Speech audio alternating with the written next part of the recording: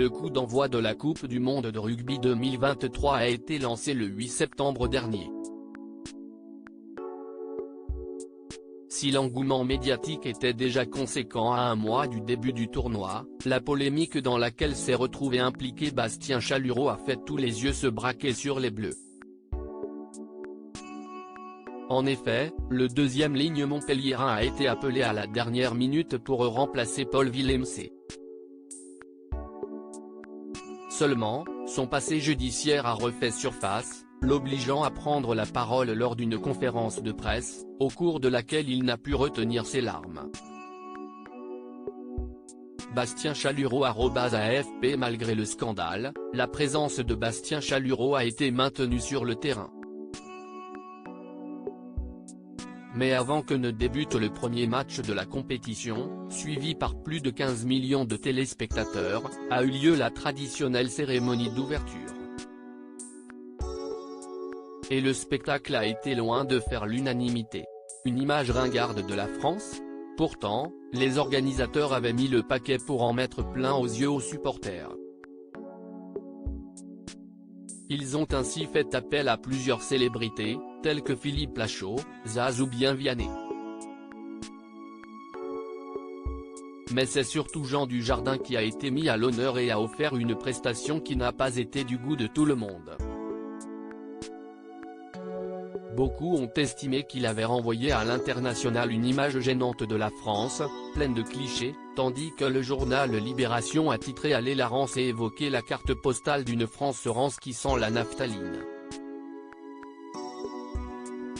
Autant d'avis négatifs qui ont été balayés par la direction de l'événement sportif, qui a salué, au contraire, un spectacle qui a montré l'excellence à la française. C'est ensuite Jean Dujardin qui a pris la parole, pourtant peu habitué à pousser des coups de gueule sur la toile.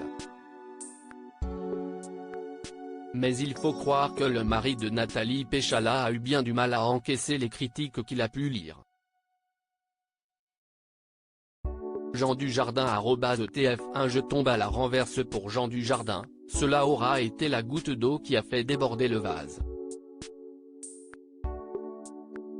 Ce jeudi 14 septembre 2023, l'acteur oscarisé s'est exprimé sur son compte Instagram et a fait part de sa stupéfaction et de sa grande déception face aux réactions mitigées. Je tombe à la renverse. Je n'aurais jamais pensé que ma participation à la cérémonie d'ouverture de la Coupe du monde de rugby déclencherait un tel déferlement de commentaires, politiques et médiatiques. On a voulu célébrer notre pays, notre savoir et l'histoire du rugby, a-t-il écrit dans un long texte, en légende d'une photo où on le voit suspendu dans les airs, la tête en bas. Jean Dujardin a ensuite répondu à ceux qui lui reprochent d'avoir réalisé une parodie de la France des années 50, la France surannée des années 50 ? Si est justement en 1954 que la France fêtait sa première victoire sur les Néo-Zélandais. La France rance ? Une cérémonie d'ouverture est toujours la présentation au reste du monde du pays où se déroule l'événement fêté. Nous sommes effectivement aussi le pays du béret, de la gastronomie, de la culture, de l'éducation, n'en déplaise à certains.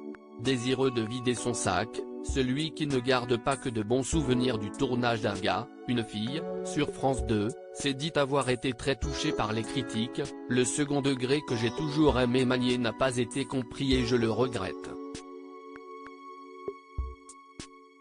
Pour finir, Jean Dujardin a déploré cette nouvelle polémique, qui a entaché l'événement. Cette cérémonie n'aurait jamais dû nous opposer mais nous rassembler.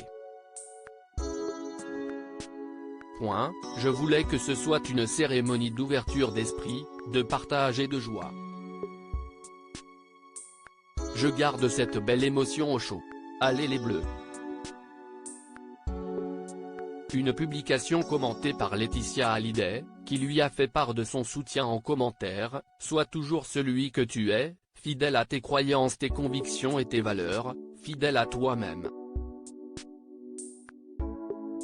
Tu es merveilleux. Philippe Bas n'a pas été en reste, c'était top. Bravo et merci. » On peut rien faire d'assez bien pour les pisse froides de toute façon. De quoi mettre du baume au cœur de Jean Dujardin.